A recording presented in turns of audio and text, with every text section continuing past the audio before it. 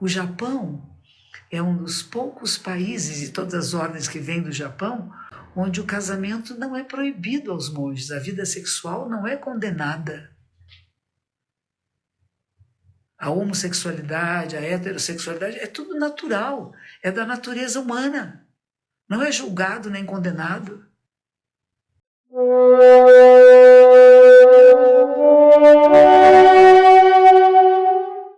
Dando continuidade às nossas leituras aqui às segundas-feiras, deste trabalho extraordinário de mestre Dogen Zenji-sama, chamado Shobo Gyanzo, Olho Tesouro do Verdadeiro Dharma.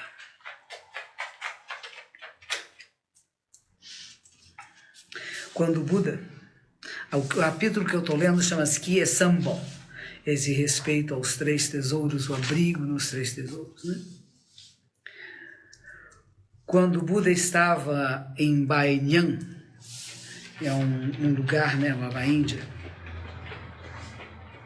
é Nikuda que se chama, é a transligação da palavra sânscrita Nyagroda, é aquele lugar que cresce para baixo, representa uma árvore, uma figueira indiana, cujas fibras descem dos seus galhos para a terra, e elas tomam raízes na terra.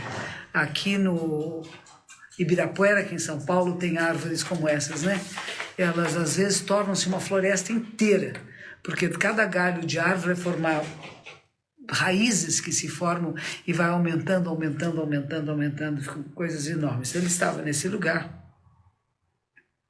que era na cidade de Kapilavastu, quando Sakya Mahanama veio até o lugar de Buda e falou assim: o que é um upasaka? E o Buda explicou a ele: se um bom filho ou uma boa filha, em posse saudável de suas faculdades, recebem os três tesouros, esta pessoa é chamada então de upasaka. E Sakya Mahanama disse: mais honrado do mundo, o que é uma parte de um upasaka? E o Buda disse: Mahanama, se uma pessoa recebe os três tesouros e também recebe um preceito, esta pessoa é chamada uma parte upasaka. Geralmente upasaka é a palavra usada para um homem leigo budista, upasika para uma mulher leiga budista, né? E os 5 preceitos que os leigos na época de Buda tomavam todos de uma só vez, e não um só. Então é por isso que está escrito, só receber um só, né? Os preceitos primeiro é não matar, não roubar, não abusar da sexualidade, não mentir, não negociar intoxicantes. Ok? Esses são os 5 preceitos que era comum a toda a comunidade laica, também a monástica, e depois tinha muitas outras subdivisões.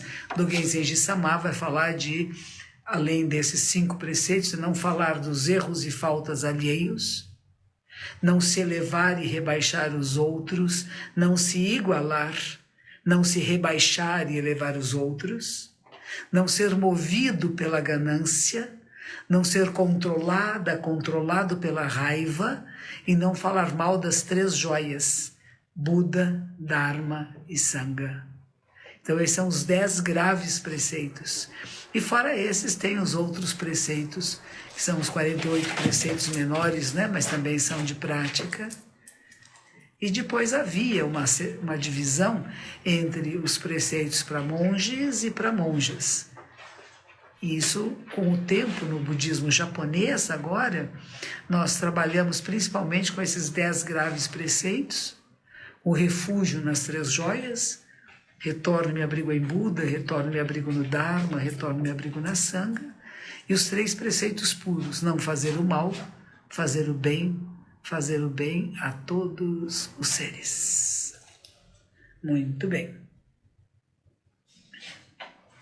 Se tornar um discípulo de Buda, invariavelmente significa descansar nos 3 tesouros. Sejam quais forem os preceitos que nós possamos receber, invariavelmente recebemos os 3 refúgios, Buda, Dharma e Sangha. e depois recebemos os preceitos. Assim sendo, através do sambo, que é sambo, né? Das 3 preceitos, os 3 refúgios, é possível obter os preceitos. Muito bem. Outro trecho de que o Dogen Zenji-sama, ele descreve, ele fala, ele escreve sobre textos clássicos antigos. Então ele vai falar do Dhammapada. O Dhammapada em japonês é Rokugyo, Sutra de Frases do Dharma. É o primeiro de 15 livros do Kudaka Nikaya e o quinto dos 5 Nikayas do Cânon Pali.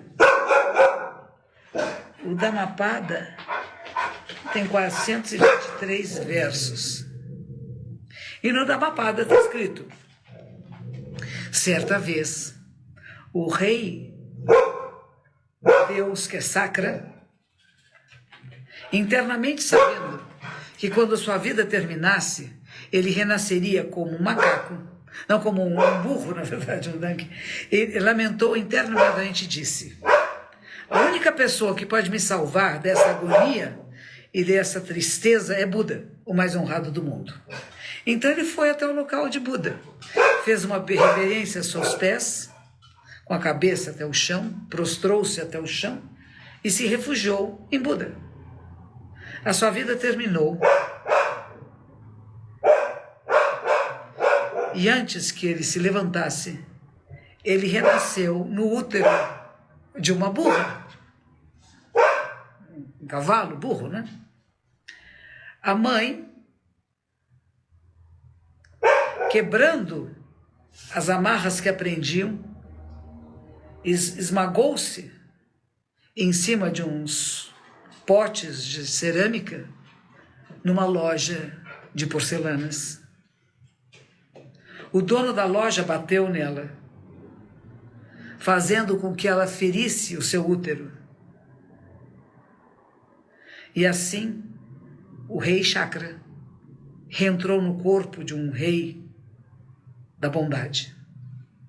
Buda disse: assim que você deixar esta vida, se você se refugiar nos 3 tesouros, você retornará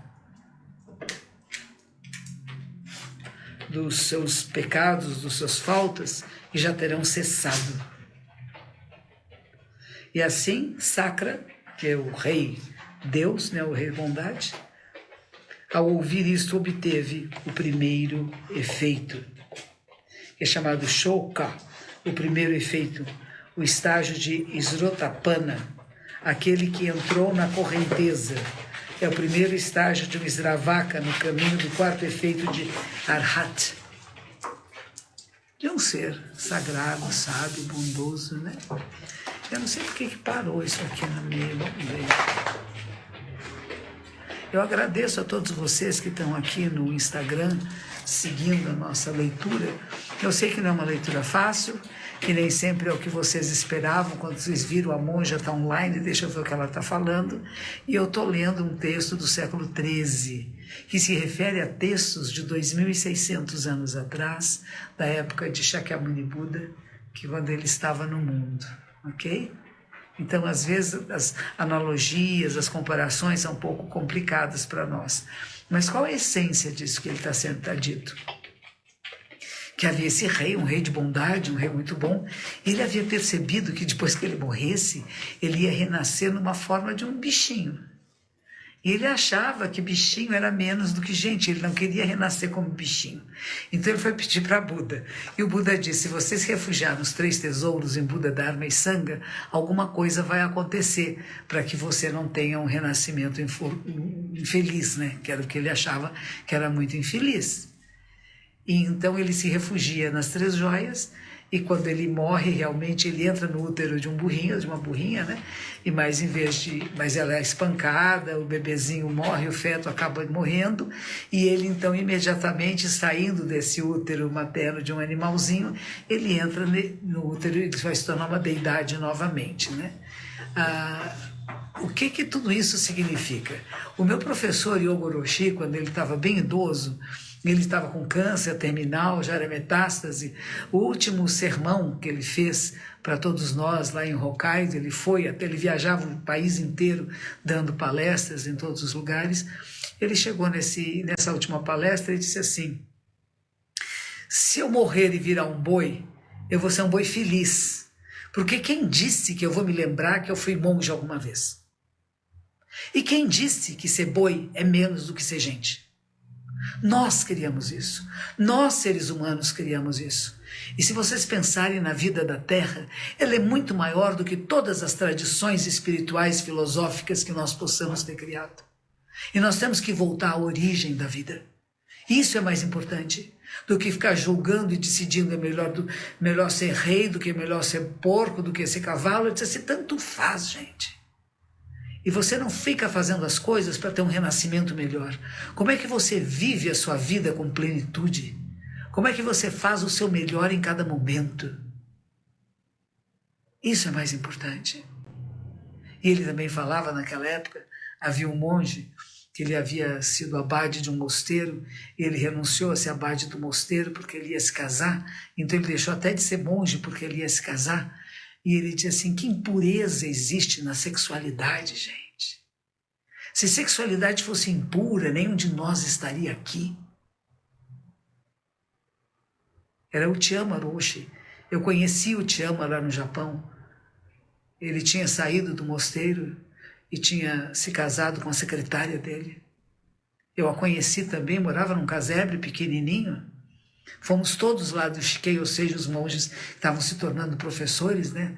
Okumura Roshi, foi um grupo, Maizumi Roshi estava conosco, os professores que eram naquela época estavam na Europa, na Itália, na França, na Alemanha. Fomos na Espanha, da França não tinha, tem a Itália, a Espanha e a Alemanha.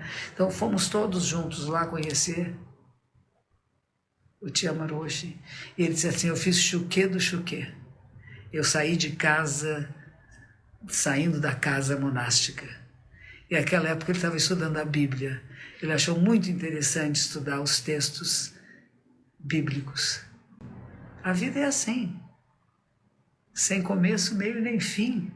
A gente vai percebendo a importância que existem nas várias tradições espirituais e como que nós aprendemos uns com os outros, como nós crescemos nesses encontros.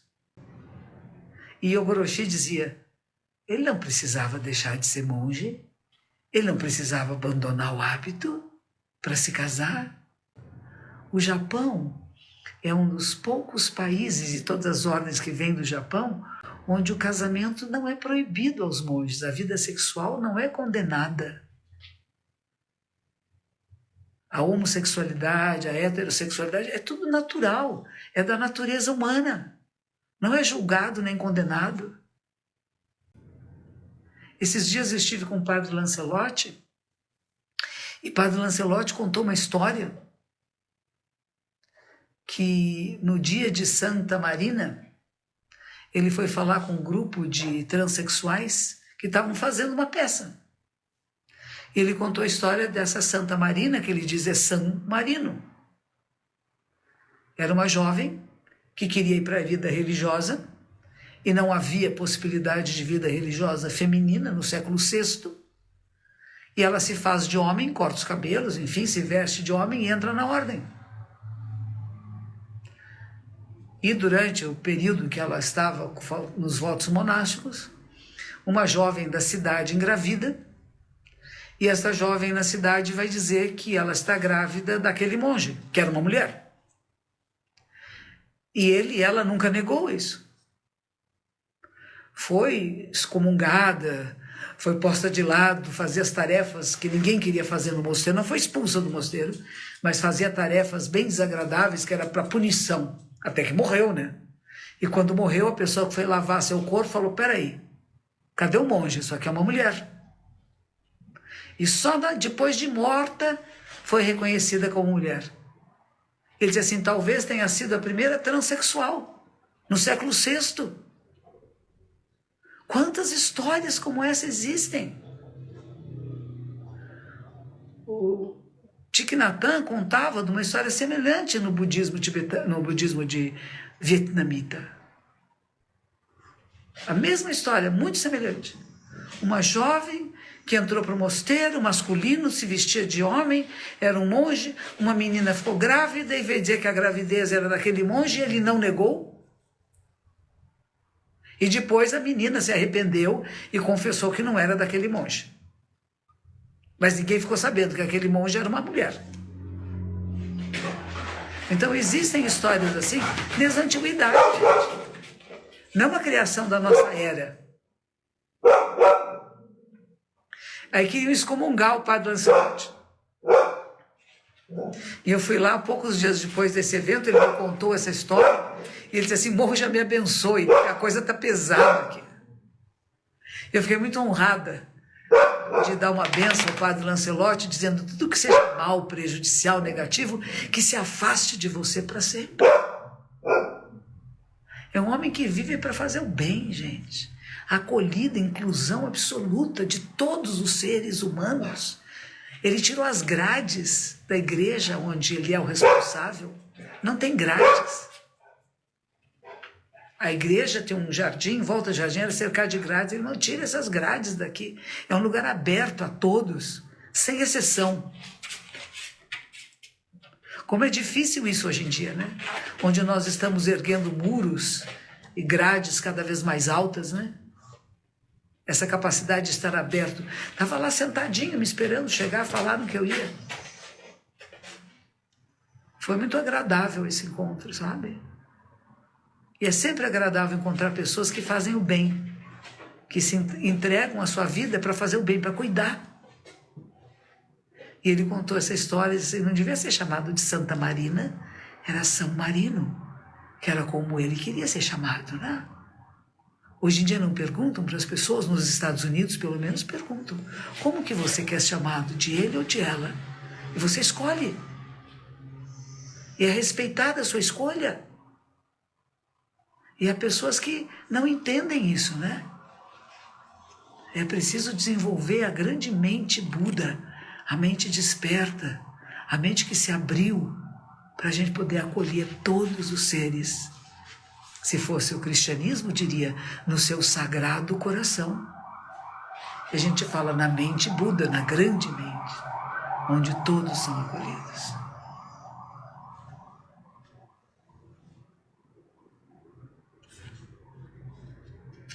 E aí Dogen Sama comenta, em geral, ao nos salvar das agonias e das tristezas do mundo, Buda, o mais honrado, é insuperável.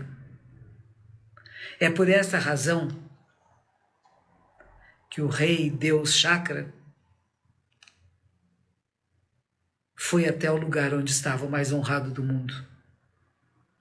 Enquanto ele ainda estava prostrado ao chão, sua vida terminou e ele renasceu no útero de um animal. E devido ao mérito da devoção a Buda, essa mãe animal escapa, quebra uma loja, o dono da loja bate nela, isso fere o seu corpo da mãezinha e o bebê é morto. E ele então reentra o corpo de uma deidade. Ou seja, após ouvir os ensinamentos de Buda, obtém o primeiro efeito, que é a influência do mérito de haver se refugiado nos 3 tesouros. Assim sendo, isto suavemente nos liberta das agonias e tristezas do mundo e faz com que nós possamos apreender, através da experiência, a suprema mente Bodhi. Em qualquer um dos casos, o poder de se refugiar nos 3 tesouros é supremo. O poder dos 3 tesouros não apenas nos liberta de estágios maléficos, mas faz que nós reentremos no corpo de uma deidade, de um ser do bem. Que nos tornemos pessoas boas. Não só obtém efeitos e recompensas nos céus acima, mas nos tornamos seres sagrados que são Srotapanas. O oceano de mérito dos 3 tesouros é incomensurável e infinito. E quando o mais honrado do mundo estava entre os seres humanos e deidades, todos experimentavam grande felicidade, grande bem-estar. E agora, nos últimos 500 anos, que seguem a extinção do Tathagata, a entrada do Buda histórico, o Tathagata, né? Aquele que vem e que vai no assim como é, no Parinirvana, no grande Nirvana final. Como podem seres humanos e deidades não fazer coisa alguma? E ao mesmo tempo as estátuas de Budas, seus restos mortais sariras e assim por diante, ainda estão no mundo atual. E se nós nos refugiarmos neles, nós também ganharemos alguma espécie de mérito, como descrito acima. Buda, Dharma e Sangha, o despertar da mente, a verdade, a lei suprema e a comunidade que vive em harmonia. Nos faz bem, nos liberta de caminhos errôneos, nos purifica